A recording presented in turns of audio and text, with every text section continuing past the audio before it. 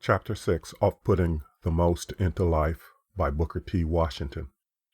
This on making our race life count in the life of the nation. In the Bible, one finds over and over again the words, a peculiar people. Reference is made to the Jews as a peculiar people, a people differing in thought and temperament and mode of life from others by whom they were surrounded. Now, the race to which Americans of African lineage belongs is often described as a peculiar people, having had, as we know, a peculiar history. They differ in color and in appearance, and in a very large degree, their temperament and thought differ from that of the people about them. Now, the Jews, because they were different from the peoples by whom they were surrounded, because of their peculiar religious bent, were able to give to the world the doctrine of the unity and fatherhood of God and Christianity, the finest flower of Jewry. It is then, I think, not too much to hope that the very qualities which make the Negro different from the peoples by whom he is surrounded will enable him, in the fullness of time, to make a peculiar contribution to the nation of which he forms a part. What that contribution is to be, no man can now tell, but we must keep in mind that the race is made of individuals, and every man God made is different, has some deed to do, some work to work. Be undismayed, though thine be humble, do it too. As with an individual, so with a race. When you and I and all the other individuals that go to make up our race shall have learned to do well our own peculiar work, we shall be able to determine the bent of the race. It must fall upon you and me, who have had opportunity to work out in some measure our own individual problems, to give direction to the race. It is for us, therefore, to bring to the enrichment of our lives as individuals every quality which we are capable of cultivating. There is in the New Testament a passage which I like to refer to and to think of. It reads something like this: He that overcometh shall be clothed in white raiment. The expression, he that overcometh, occurs several times in the New Testament. I am anxious that the Tuskegee students shall get the idea firmly fixed in their minds that there are definite rewards coming to the individual or to the race that overcomes obstacles and succeeds in spite of seemingly insurmountable difficulties. The palms of victory are not for the race that merely complains and frets and rails. I do not mean to say that there is not a place for race loyalty and enthusiasm.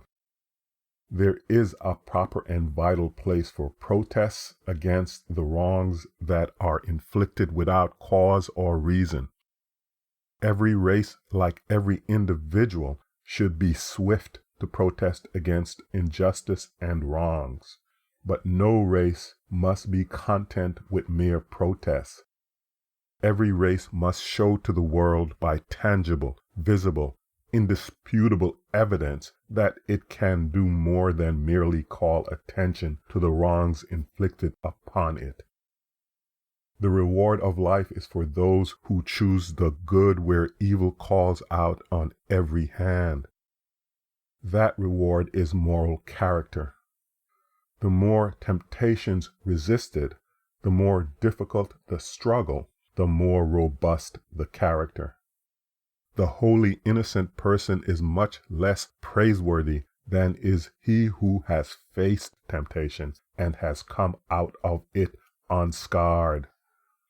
The virtues of foresight and thrift and frugality brought bravely to the front will bring large material possessions which, if properly used, will refine and enrich life. I am constrained to refer once more to that peculiar people, the Jews, a race that has been handicapped in very much the same way as the colored people. Their opportunities have been limited in many directions. In Russia today, they are in many cases debarred from schools and from entrance into the professions. And notwithstanding the barriers in this country, one of the most noted banking firms in the United States is composed of Jews. Members of a despised race, they made up their minds that in spite of difficulties, they would not stop to complain, but would compel recognition by making a real contribution to the country of which they formed a part. The Japanese race is a convincing example of the respect which the world gives to a race that can put brains and commercial activity into the development of the resources of a country. What material difficulties the thrifty Hollanders have had to overcome in the development of their country. But the battle against water and wind has developed not only a country, but an energetic, thrifty people. The Netherlands have literally been made by these sturdy Hollanders, who, because they overcame, are looked upon as a great and happy people. There is then opportunity for the colored people to enrich the material life of their adopted country by doing what their hands find to do, minor duties though they be, so well that nobody else of any race can do them better. This is the aim that the Tuskegee student should keep steadily before him. If he remembers that all service, however lowly, is true service, an important step will have been taken in the solution of what we term the race problem. For it must be remembered that no individual of any race can contribute to the solution of any general problem until he has first worked out his own peculiar problem. Some months ago I met a former schoolmate whom I had not seen for a number of years. I was naturally interested to hear about his progress and began to question him. I asked him where he lived, and he said he had no abiding place. In fact, he had lived in a half-dozen places since we parted. In answer to other questions, I found that he had no special trade, no special business, no bank account. I asked then what he had been doing in the intervening years, and he answered he had been traveling about over the country, doing his best to solve the race problem. That man should rather have been at work at the solution of his own individual problem. An individual circumstanced as he was could not solve anybody's problem. It is important to have one's own dooryard clean before calling attention to the imperfection in the neighbor's yard. Each Negro can put much into the life of his race by making his own individual life present a model in purity and patience, in industry and courage, in showing the world how to get strength out of difficulties. The late President Garfield once said that no person ever drowned, no matter how many times he was thrown overboard, who was worth saving, and that remark, with a few modifications, might be applied to a race. No race is ever lost that is worth saving, and no race need be lost that wants to save itself. The world is full of little people who, through lack of wisdom and patience and perseverance, merely add to the world's burdens. The despised Negro has the chance to show to the world that charity which suffereth long, and is kind, and which never faileth. In the face of discouragements and difficulties, the Negro must ever remember that nobody can degrade him. Nobody can degrade a big race or a big man.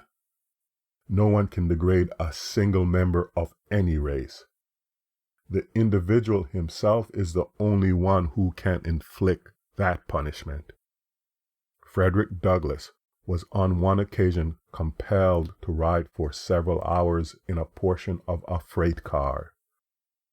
A friend went into the freight car to console him and said to him that he hated to see a man of his intelligence in so humiliating a position. "I am ashamed that they have thus degraded you." But Douglass straightened himself up in his seat, looked the friend in the face, and said, "They cannot degrade Frederick Douglass." And so they cannot degrade a single individual who does not want to be degraded.